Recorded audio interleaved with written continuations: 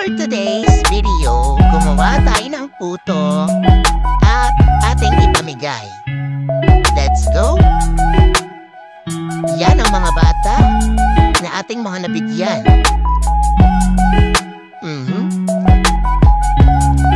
At meron ng part dyan na yan. Ano nga bang nangyari? Bakit nagkaganon? My God! Diyos ko, sumakit talaga ang ulo ko, guys. Hi guys! Hello! For today's video, nakaisip akong gumawa ng puto. Actually, 3 flavor siya. Isang violet, isang choco, at saka isang green. Ipamimigay ko lang to sa mga bata, kaya naman tara, let's go, gawin na natin. Ngayong araw nga, ay naisip kong gumawa ng puto. Ipamimigay ko lang siya sa mga bata. Total, wala naman akong ginagawa. Kaya, yan, inumpisan ko na. Inumpisan ko munang maglabas ng mga langga ng stainless para sa ating gagamitin na paglalagyan. Yan nga, pinunas-punasan ko muna yan. Siyempre, hindi pwedeng may basa ang ating lagayan. May iba kasi ang mixture niyan. Anong tawag dun? Oh my God! Wow! Mag-iibang texture, kumbaga. Yan, binasagan ko na siya ng 2 itlog. Bawat stainless ay 2 itlog ang nilagay ko. Kasi, bale, 3 flavor talaga yung gagawin ko dyan. Hindi ko na lang ipinakita yung isa. Bale, 2 flavor lang muna yung pinakita ko sa video.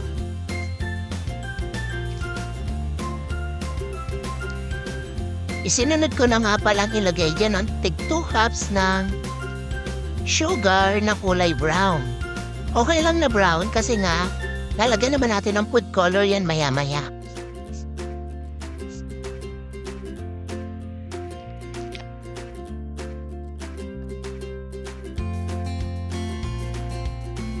Diyan na nga, pagkalagay ko ng asukal, susunod ko na rin dyan yung tubig. Tig 3 cups water lang ilalagay ko dyan. Sa totoo lang guys, pag paninda talaga yung ginagawa kong puto, gatas na iba ang nilalagay ko. Pero dahil ito naman ay pansarili lang at saka pampamigay natin sa mga bata, okay na yung kahit tubig lang yung ilagay natin. Masarap pa din naman yan kahit tubig lang. Sabi nga nung mga bata, masarap. Diba? Sa nga pala guys, minamadali ko talagang gawin yan kasi meron akong isang friend na nag-chat sa akin, nag-i-invite mag-inom.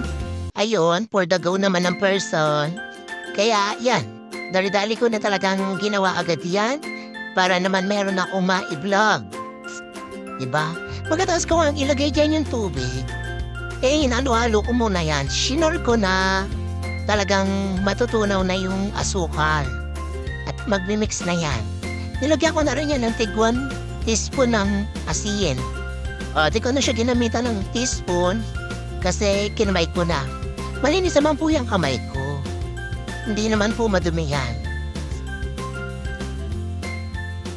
Tsaka nga pala ang all-purpose flour na ginamit ko, hindi ko na yan ginamitan ng cups. Kasi ang kalahating kilo po niyan ay kumakapacity ng 4 cups na all-purpose flour. Kaya naman, hindi ko na siya tinakal. Ibinubo ko na yan dyan at isinala. 4 na cups po pala capacity niyan. Nilagyan ko na rin siya ng 4 na tablespoon ng baking powder kasi yan ang magpapaalsa dyan. Yan, pagkatapos niya, sinala ko lang para maiwala yung mga buo-buo na matigas. And para magandang ating mixture. Kalalabasan ay magiging smooth. Ganon din ang ginawa ko dyan sa kabila. Parehas lang. Kumbaga, kung anong ginawa ko dito sa isa, ganon lang din yung ginawa ko sa kabila. Yan, minix-mix ko. At pagkatapos, isusunod ko na dyan yung gatas. Powder milk ang ginamit ko dyan kasi mas masarap siya at malasa. O diba guys, may gatas din naman siya. Hindi lang talaga gatas na liquid ang ginamit ko, kundi tubig ang ipinalit ko doon. Pero may gatas pa rin siya, kaya masarap pa rin talaga yan. Ayan na, may pasayaw-sayaw pa ako dyan habang naglalagay ng gatas. Pagkalagay ko ng gatas, sinalo-halo ko na yan. Yan, para naman mag-mix well na sila. Mag-combine. Ganon din lang yung gagawin ko doon sa kabila.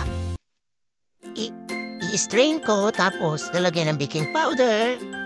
Sasalain yan, ganyan lang din. Same lang process.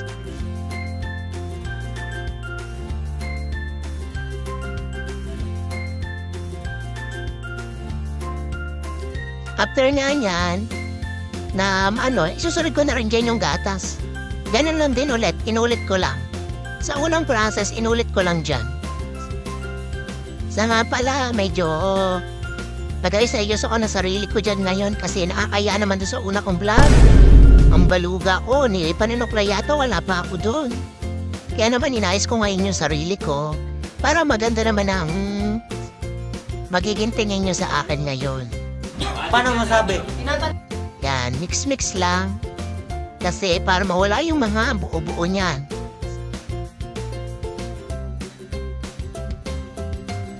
Pagkatapos nga niyan, sasalain ko na din yan. Pero, dahil nga medyo na habaan ako sa oras, nag-mix na talaga ako ng panibagong flavor. Nilagyan ko muna ng 1/2 na langis yan. Yan yung magdadala ng pagsabay sa alsa. Kasi kung wala tayo niyan, hindi talaga yan maayos ang pagkaluto. Kaya kailangan lalagyan natin ng langis or pwede rin kayo gumamit ng butter guys. Mas masarap yan pag butter ang ginamit nyo. Kaya lang wala kasi akong butter ngayon. Kaya naman ang ginamit ko ay langis na lang. Masarap din yan. Yan, lalagyan ko yan ng flavor. Yung isa, lalagyan ko ng violet flavor. Yan. Susunod ko na yan. Hindi ko masyadong tinapangan yung colorade niya kasi medyo mas masarap tingnan yung pag parang pastel lang yung kulay, di ba? Kesa dun sa dark na dark, medyo nakakaumay pag ganun. Ganon din ang sinunod ko. Yung isang flavor ay chocolate. Yan. Chocolate ang ginamit ko dyan kasi paborito ng mga bata yan, di ba? Chocolate. Kahit tayo guys, kahit tayong mga may edad na, hindi natin yan maiiwasan kapag chocolate flavor, masarap. Kaya naman chocolate flavor ang ginamit ko dyan. Paborito yan ng mga anak ko.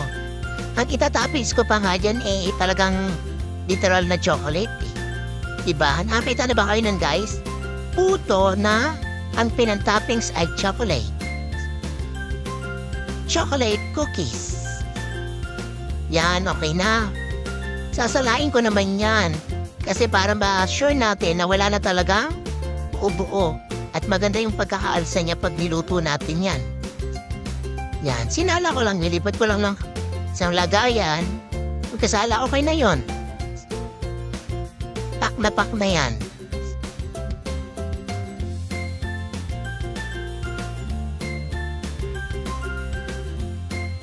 Pagkatapos na yan, sinala ko na rin yung isa. Isinunod ko na rin sa laing yung isa. At pagkatapos, nakagawa na nga ako ng isa pang flavor. Isusunod na rin natin yan dyan. Pagkatapos ng violet. Ubi daw ang flavor niyan, pagkakasabi nila. Ubi flavor, chocolate flavor, at yung isa ay pandan flavor, kulay green. Pandan flavor naman yung isa. Ginawa ko na nga pala yun ang hindi ko na binibidyo. Kasi nga medyo mahaba na itong ating video. Yun. Kaya ganun ang ginawa ko. Nilagyan ko rin sila ng vanilla extra para pampabango. Diba? Mas lalong masarap pag mabango. Yung niluluto pa lang na amoy-amoy mo na yung amoy ng niluluto mo. Yan, sinunod ko na talaga dyan yung green. Yan, nalagyan ko na siya ng flavor na pandan. Masarap din yan. Lalo na kapag ang color niya ay parang talagang pastel lang ang dating. Sarap siya. Mapapaulit ka talaga, guys. Talagang yung niluto ko nila hindi matatanggihan ng mga bata. Oras na ipamigay natin yan mamaya. Sinalin ko na rin siya. Ganun lang din yung process na ginawa ko katulad dun sa unang ginawa ko. Ganun lang din. Inulit-ulit ko lang. Diba? Para hindi, hassle. After nga yan, yan. Nilagay ko na nga sa isang pitche na lagayan. Kalagay ko ng iba pang sahog niyan. Talagang ang paos ko ay malapit na mawala ang boses. Grabe ba? O, diba? O, yan. Tingnan nyo yung aking mga nagawang butter, ubi, chocolate, and pandan. O, diba? Ang taray ko dyan. May pa, ano pa ako. Susunod naman nating maghiwa ng cheese. Head and cheese nga pala yung gagamitin natin dyan. Kasi ang head and cheese, masarap talaga siya. Tsaka hindi basta-basta natutunaw. Yan ang gusto ko sa head and cheese. Hindi kasi siya quick melt na cheese. Kaya maganda siyang gamitin sa puto. Puto cheese. Binalatan ko muna yan siya. Tapos, yan. Naisip ko talaga dyan kung paano hiwa yung gagawin ko. Pero naisip ko, pampamigay nga natin ito sa mga bata kaya okay lang. Kahit yan ay makapal, yan ang magdadala ng sarap lalo sa ating puto. Yan, iniwa ko na. Pasensya na kayo guys at pag ako'y nawiwili sa ginagawa ko, ay nagiging seryoso yung mukha ko. Di po ba ako'y makikipagbardagulan na naman? Diba? O, si Mangot na naman. Yan ang lagi niyo makikita sa mukha ko tuwing ako'y nagbablog. Lalo na kapag nakatutok sa akin ang camera. At ito na nga, inumpisahan na nating magsali ng butter mixture sa ating mga na ating paglulutuan. Yan, nilagyan ko na rin ng cheese. Sinalang ko na. Yan, first batch po yan ng ating puto cheese na ang flavor ay pandan. Yan. Diba? Masarap po yan. Sa mga hindi ba nakakatikim ng puto ko, soon makakatikim din kayo niyan. Sinalang ko na nga at iintayin natin yan ng 15 minutes bago natin ahunin. After 15 minutes, ayan na nga at luto na. Ang bango-bango niyan, di ba? Siyempre bago tayo magsalang guys ng puto, make sure lang po ng ating tubig ay kumukulo na. Sa mahinang apoy lang, medium heat, mga ganon. Sabi nga nila, diba? After ng 15 minutes, ayan, luto na nga. At naahon ko na. Magsasalang ulit tayo ng panibagong set ng pandan recipe ng puto. Yan. Okay. Sensya na kayo guys ha. Second batch. Ako lang kasi nagbibideo dyan sa sarili ko. Wala akong taga-video. Kaya medyo matrabaho talaga. Yan. Pero diba, nakakatuwa kasi kahit ako lang, nakakapag-video ako. Kaya ko naman pala. Ibibideo ko yung sarili ko. Yan, tas naisip ko, i-voice over ko na lang. Kasi ang hirap mag-video habang may ginagawa ka tapos nagsasalita ka. Diba? Mahirap yun guys. Ayan. Third batch ko is violet na. Nandito na tayo sa ubi flavor. Ubi cheese din yan. Cheese pa rin ang toppings natin dyan guys. Yan. Sana pala yung size ng ating mga cup dyan is medium yan. Kaya sakto lang ang laki talaga yan guys. Yung tipong kakasya siya sa plastic ng yellow pag doon natin ibinalo. Yan. Malalaki yung cheese niyan kaya lalong mas masarap talaga yan. Diba? Guys, nga pala, malinis po yung kamay ko dyan kasi maya ako nagugas ng kamay dyan. Di baling mapasma po ang kamay ko. Ma-make sure lang natin na malinis ang ating kamay. Safe naman po ang mga anak nyo kapag nakain nila ang puto. Kasi maya ako nagugas ng kamay dyan. Ayoko kasi maglagay ng gloves, mga mare, mga meses. Kasi nga, mainit. mas parang feeling ko mas lalong magbabaho yung kamay ko dun kaya yan talagang kamay-kamay lang, ganyan. Yan lang ang ginamit ko talaga. Hindi na ako naglagay-lagay ng gloves. Inaon ko na nga pala yung pangalawang batch na aking sinalang.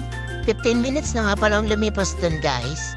Kaya naman ito, yung pang third batch natin is yung ubi flavor na. Sala ko na siya. Ang isang salangan nga pala natin dyan guys is 24 pieces. Kaya medyo matagal-tagal kasi nakagawa yata tayo dyan na 160 pieces. Sa piraso na nagawa natin sa tatlong mixture. Yan. Sinalang ko na and after 15 minutes, aawunin na uli natin yan guys. Pero bago yan, kung sasali na ulit tayo ng panibagong mixture. Nga pala natanggal ko na sa lagayan ng ating first batch. Pandan flavor, ayan o, ang bango. Masarap yan at saka ang ganda ng pagkakaluto natin dyan guys. Tamang-tama lang ang alsa. Teka nga lang guys, kapag umabot na nga pala kayo sa puntong ito ng ating pang fourth batch, siguradong nagustuhan nyo ang ating video. Sana naman po ay pa-like and share naman po ng ating video. Paki-subscribe na rin po sa mga hindi pa nagsasubscribe. Guys, patulong naman po. Paki-invite din naman po sa mga friends nyo na mag-subscribe sa ating channel para sa ating more content na gagawin at more pagbibigay pa. Yung ating kusina na yan ay gagamitin natin para sa mga pagkain na ipamimigay natin guys. Opo, ipinamimigay po natin. Kailangan po nating mag-share ng blessing sa iba. Kahit man po sa maliit na bagay makatulong tayo at makapagbigay, malaking bagay na po yun. Yung alam natin sa puso natin na nakakabigay tayo sa iba, nakakatulong, yan, masaya po tayo dun. Sa totoo lang guys, nakakatuwang tumulong sa mga bata, sa ibang tao. Masaya ako doon kapag yun ang ginagawa ko. Kaya naman, naisip ko na lang na mag-vlog-vlog. Ganyan siguro kasi malay nyo soon. Makilala tayo, kumita tayo, mas marami tayong matutulungan. Diba? Kasi alam nyo guys, na-realize ko na dapat habang tumatanda tayo, dapat pasaya tayo ng pasaya eh. Yung bang masaya lang dapat ang buhay palagi, diba? Umiwas na sa mga nakaka-stress na bagay. Sa mga gantong bagay na ginagawa ko guys, masaya ako dito, nalilibang ako. Tapos yung puso ko parang nag-overwhelm palagi kasi nga, overwhelm. English yun guys. Ha? Huwag niyo masyadong patugoyin yung ilong ko ha, bira lang mag-English tsaka. Sorry at pasensya na rin kasi minsan talaga hindi naman ako marunong talaga mag-English. Minsan lang yun. Kaya yun, pagpasensya nyo na kung minsan ay ganon, pero hindi talaga ako marunong mag-English. Tagalog lang talaga tayo guys. Yan, sinaran na natin yung pakilang batch na ba yan? Pang 5 or 6? Ubi cheese pa rin po yan ha guys. Yan, pambigay natin yan sa mga bata. At ito na nga, balik na nga tayo dun sa dapat lagi tayong masaya kasi hindi natin alam kung hanggang saan na lang tayo at hanggang kailan na lang ang buhay natin dito sa mundo. Ang hirap na palaging may kaaway kasi na-experience ko yan. Yung bang tipong parang ang bigat-bigat ng dibdib mo kasi lagi ka na lang galit, lagi ka na lang nagagalit sa kanila. Yung tipong iniisip mo kung ano bang ginawa mong masama, bakit kanila ginaganyan, ginaganito. Pero natutunan ko rin guys na tanggapin na lang. Pabayaan na lang sila, ganun. Mahirap din kasi gumanti guys. Kasi sa huli ikaw yung masama. Diba yung kapag ginawan ka nila ng di maganda, tapos gumanti ka, syempre, ginawan ka nila ng masama, isip mo gaganti ka, gusto mong tumabla. Kasi ang feeling ko kapag nakakaganti ako, gumagaan yung pakiramdam ko. Guys, ganun yung nararamdaman ko. Pero, habang tumatagal, parang naiipon sa dibdib ko na parang ang bigat-bigat. Tapos yung hindi mo na namamalayan, depressed ka na pala. Pagigising ka na lang isang gabi, iiyak ka. Ang bigat-bigat ng dibdib mo, hindi mo na alam kung anong nangyayari sa'yo. Nararanasan ko yan guys. May mga panahon na hindi ko alam kung bakit umiiyak ako. iyak ako sa ating gabi. Hindi nyo maiisip yun guys kasi diba ang pagkakilala nyo sa akin, matapang ako, palaban ako. Lagi ako lumalaban sa hamon ng buhay. Kahit hirap na go pa rin, laban pa rin. Nakakaalam lang yan iba kong kaibigan na nasasabihan ko ng mga sama ng loob ko. Yun. Ito na tagdrama na tayo. Pero hindi ako umiyak guys Na-share ko lang sa inyo yung mga ganong bagay. Nung magkaroon ako ng ibang kaibigan na puro happy vibes lang, napapayuhan ako ng maganda, tipong hindi ako nasusulsulan guys. Yan, nagkaroon ako ng mga kaibigan na ganyan. Medyo lumawak yung pangunawa ko sa mga nangyayari sa buhay ko. Oo guys, yun na nga yun. Nalayo na tayo sa akin panggagawa ng puto. Sa nga pala guys, chocolate flavor na pala yung ating ginagawa dyan. At ang itatoppings natin dyan ay chocolate na Dolce. Yan. Nabili ko nga pala yan sa online guys sa Lazada. At yan ang itatoppings natin dyan. Masarap yan guys. Puto na may chocolate toppings. Yan. Yan ang itatoppings ko dyan. Hindi na cheese. Mas masarap kasi kapag chocolate yung itatoppings mo sa chocolate flavor na puto. At maiba nga ulit tayo. Tuloy natin yung sinasabi ko. Nagkaroon ako ng mga kaibigan na, alam mo yun, yung tipong kahit may kaaway ako, hindi nila ako yung susulsulan. Ang sarap sa pakaramdam na magkaroon ng ganong kaibigan na apayuhan ka, ipapaunawa nila sa'yo yung mga dapat at hindi, na dapat hindi ka gumante, kaya mo na lang sila, siguro masaya sila dyan. Yung positive side ba, yung titingnan nila yung side na, hayaan mo na, siguro kapag pinakikialman ka nila, chinichismis ka nila, nagiging masaya sila dun. Ayaw mo noon, nakakatulong ka sa kanila, na sumaya ang buhay nila. Kaya, ayun guys, yun yung na-realize ko na, oo nga naman, baka naman masaya sila dun na ginagano nila ako. Sige, pabayaan ko na lang sila. Tapos na-realize ko guys, habang tumatagal, habang nakakasalamuha ako itong mga kaibigan kong to, nare-realize ko na hindi pala dapat mabuhay ako lagi sa galit. Dapat pala yakapin ko yung mga ginagawa nila sa akin para maging masaya ako. Kasi noon, kahit na nakukuha ko naman ang mga gusto ko, ganoon, hindi pa rin ako masaya. Kasi nga laging may galit sa puso ko. Pero ngayon guys, mga dumaang araw, marami akong nagawa na hindi ko akalain magagawa ko.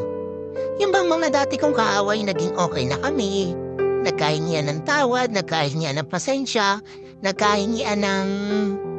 Alam niyo yun guys, ang sarap sa pakaramdam na yung dati mong mga kagalit, yung galit na galit ka, yung kulang na lang isumpa mo na sila. Ngayon okay na kayo, okay na kami. Masaya, ang sarap sa pakaramdam na makapagpatawad. Kasi guys, sa totoo lang, ang hirap niyan yung bagay na yan, yung magpatawad. Yan ang bagay na sobrang hirap na hirap ako. Hindi ko kaya. Nahihirapan ako kasi naiisip ko yung mga ginawa nila sa akin noon na ginanito nila o ginanya nila. Ba't ko sila patatawarin? Guys, ako yung tipong taong marunong magtanim ng galit. Alam niyo yun? Kulang na lang maging isang puno at magkaroon na ng bunga yung galit ko sa tao. Ganun ako guys kahit sa mga kamag-anak ko, sa mga tiyuhin ko, na kapag alam ko sa sarili ko na nagawa ko naman yung side ko, naibigay ko naman yung gusto nila. Pero bakit ganun sa huli ako pa rin yung masama? Pero naisip ko dahil sa mga kaibigan kong to, hindi pala dapat ganun. Kaya yun, inumpisahan ko ng patawarin sila kahit hindi sila humihingi ng tawad, sorry. Pinatawad ko na sila sa puso ko. Masaya ako guys na nagawa ko yun. Kasi hindi lahat ng tao kayang gawin yun. Naisip ko kasi guys, kung ang Diyos na diba, nakakapagpatawad, ano pa kaya tayo na tao lang naman tayo. Bakit hindi natin kayang magpatawad? Kasi ang bigat sa dibdib. Mabigat sa dibdib yung mga ganan, lalo na kung ginawa ka ng hindi maganda. Sobrang hirap na hirap ako magpatawad pero ang saya ko ngayon kasi nagagawa ko na yun. nagagawa ko na magpatawad kahit sa mga taong sukdulan yung naging galit ko noon. Papatawad ko sila kasi hindi ako magiging masaya sa buhay ko kasi nga ganun. Feeling ko lagi na lang akong galit, ganyan. Pero ngayon guys, nakakangiti na ako ng maganda. Alam niyo yun, yung tipong hindi na ako nag-iisip na baka makasalubong ko yung kaaway ko, makasalubong ko yung kagalit ko. Hindi na. Ang iniisip ko na lang ngayon yung, alam niyo yun, yung kapag hindi natin alam kung hanggang kailan na lang tayo dito sa mundo, mabuhay na lang tayo ng masaya. Hindi na kasi ngayon, pasarapan ng buhay guys eh. Alam niyo yun, hindi na, ang mahalaga na ngayon talaga guys, yung masaya ka sa bawat oras ng buhay mo. Masaya ka, hindi yung puro stress, puro isipin. Kasi ako kontento naman ako sa buhay ko kung anong meron. Masaya ako, maliit na bagay na appreciate ko, masaya ako dun. Ito na lang talaga yung nagpapabigat sa dibdib ko, yung mga galit ko sa mga taong nakakagawa sa akin ng kasalanan. Pero dahil nga nagkaroon ako ng circle of friends na pinapaalala sa akin lagi na ganito, na ganyan, yung mga magulang ko na nagsasabi sa akin na mag-move on na tayo, patawarin na natin sila, hayaan na natin sila kahit na nagawa nila tayo ng hindi maganda, hayaan na lang natin sila. Kasi sa uli, sila rin naman yung magsasuffer niyan eh. Diba? Sila rin yung nahihirapan kasi galit sila sa atin. Huwag na tayo makipagsabayan sa kanila. Ang mahalaga, mabuhay tayong masaya. Parang may naamoy ako hindi maganda.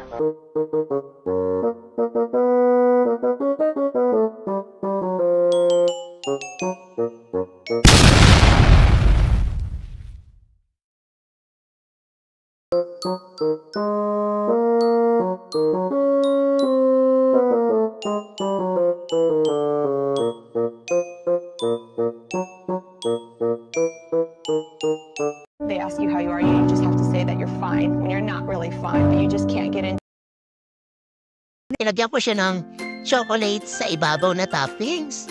Kaya lang, na-overcook, guys. Na-overcook, kaya medyo sumakit yung ulo ko dyan. Yan, yung pagka-overcook niya kasi guys, ano na iba. Yung bang, tingnan nyo guys. Yan no, sa sobrang iba niya, lumubog yung chocolate. Yan. Lumubog yung chocolate, hindi siya nakita sa ibabaw. Pero guys, nung kainin ko, ang sarap naman niya. Yan, kaya naman, akala ko kasi talaga nagkaroon ng problema kasi nawala yung chocolate. Yung pala lumubog lang kasi na-overcook. Pero okay naman siya guys, masarap pa rin siya. Ayan nga, at ako'y napapasayaw-sayaw pa nga dyan. Habang kinakain ko yan. Ang dami nga niyan, di ba guys? Yan, violet pa yung kasabay niya eh. Yan, sinunod ko ng isa lang yung last batch na ba yan or may isa pang batch? Hindi ko na kasi tanda guys. Yan, medyo simangot na naman nga ang person. At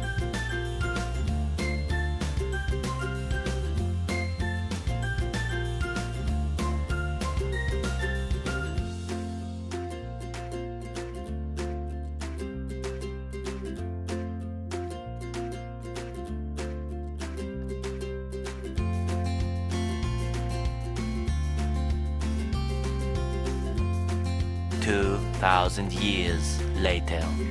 after nga niya, nagtuto na ang lahat. Ayan. Ayan na po ang ating lahat ng nagawa. Diba ang cute? Chocolate, ube, at saka pandan. Yan. Nawala talaga guys yung chocolate sa ibabaw. Lumubog na talaga siya guys. Pero wag ka ha, masarap yan kahit ganyan yan. At eto na nga, magre-repack na tayo ng para sa ating ipamimigay sa mga bata. Sa nga pala guys, disclaimer, nagugas pa ako ng kamay dyan ha. Ayan. Next lang natin ang ating mga puto. Okay? At ayan na, isa-isa na natin siyang ilalagay. Bawat balot nga pala guys is 3 piraso ang nilagay ko para sa isang bata. Guys, busog na talaga sila dyan sa 3 piraso niyan. Ayan, may dumating akong parcel dyan, kaya ako'y palingon-lingon. Dumating ang ating parcel, kaya naman yan.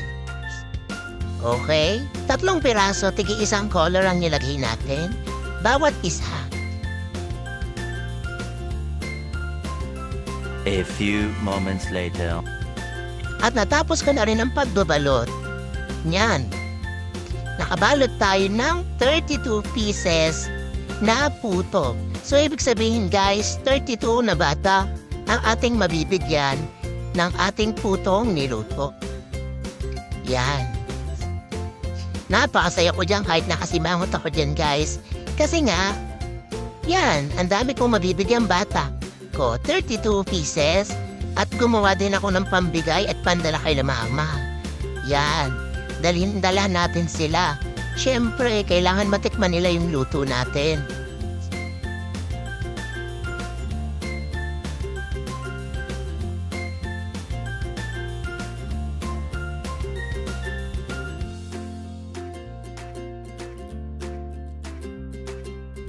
Siyempre, hindi pwedeng hindi nila matitikman yan. Di ba nga? Gustong-gusto nila mother ang luto ko. Kaya bibigyan natin sila. Yan. Nilagay ko lang siya sa isang pinggan. At pagkatapos, kukuha ako ng plastic wrapper. Yun ang ibabalot natin dyan. Yan. Wala akong katulong guys, mag-isa lang talaga ako sa bahay. Kaya video ko, tapos gawa ko, yan, ganyan. Wala pa tayong yung makakatulong sa pag-video. Pero kayang-kaya naman. Caring-caring naman. Yan, si Mangot na naman ang person, di ba? Ang baba ko na naman dyan ay dobleng-doble na naman. Flex ko nga pala yung tattoo ko sa dibdib. Ayan, ang ganda, di ba? Hindi na masyadong kita, pero uy, ang ganda.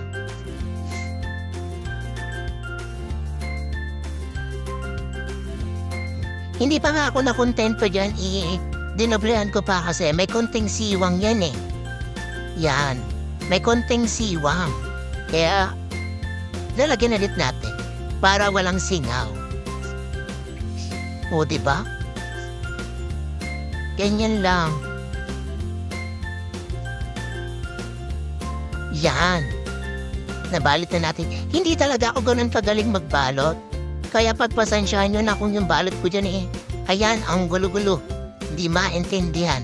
Basta binalot ko lang yan na hindi madudumihan. Hindi sisingaw. Ayos na yan. Saka pala guys, bago ko ibinalot yung mga puto malamig na yan. Nakapag-cool down na yung mga puto na yan. Kaya hindi yan siya sabing, tinakpan to yung tira para nga naman sa aking mga anak. Makain sila pag uwi nila galing school. And let's go! Eto na, nakakita na tayo ng mga bata na ating pagbibigyan. Nag-iisip pa nga yung bata, anong meron? Sabi ko sa kanila, mga bata, pila kayo. Pumila kayo kasi bibigyan ko kayo ng puto. Dito lang kayo, huwag kayong umalis, sabi ko. Yan. At ayan na nga. At ayan na nga ang mga bata. Pinapipila ko na sila. Yan, pila. At eto naman, nauuna pa ang aking anak. Diba, meron na nga akong pinuod pero gusto niya talaga yung ganyan.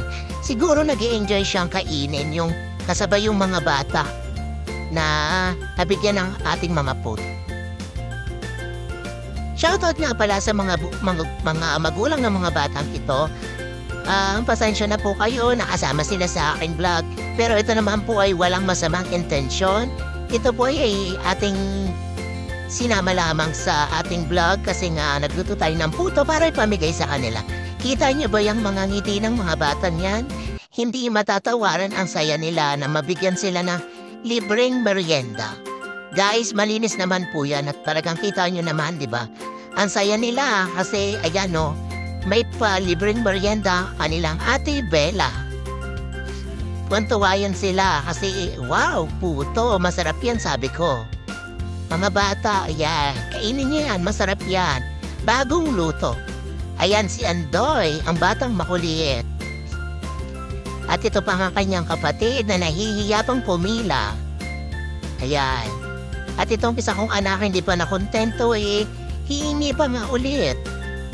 Kaya naglakad na tayo para ipamigay pa itong tirang puto. Ipamimigay pa natin yan sa mga batang makikita natin dyan.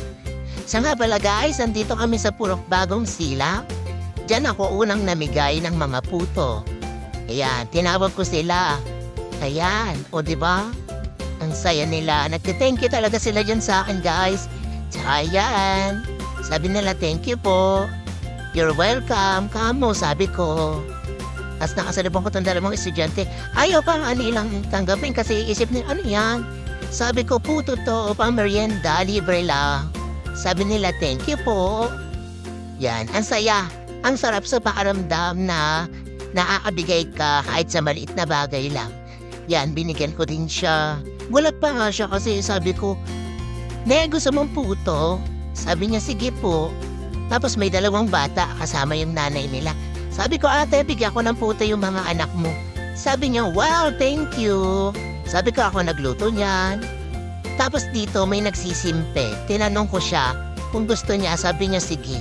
Pinigyan ko siya tapos sabi niya, thank you daw. Ayan. Pagpasensyahan niyo na po ang aming lugar. Kasi ganito talaga sa amin. Ito nga pala yung mga aking kakosa. Char, aking mga friendship. Pinigyan ko na rin sila kasi nandun sila sa tabi ng aming bahay. Ayan. Yan, nasa tabi sila nung apartment na ating pinarepair para mapaupahan. Ayan, binigay ko na rin kahit hindi sa bata. Kahit sa matanda, binigay ko na rin kasi wala nang bata umakita eh. Siguro nasa school pa yung iba. Ayan, biniro ko pa nga si kuya na, kuya, yung kutsilyo mo ha, matalas. Baka naman ikaw ay masugatan. Yan, for the joke pa ang person. At ayan naman, nandito na ako sa loob ng apartment. At yan, flex ko yung bag kong dala, galing pang from Rising Shop.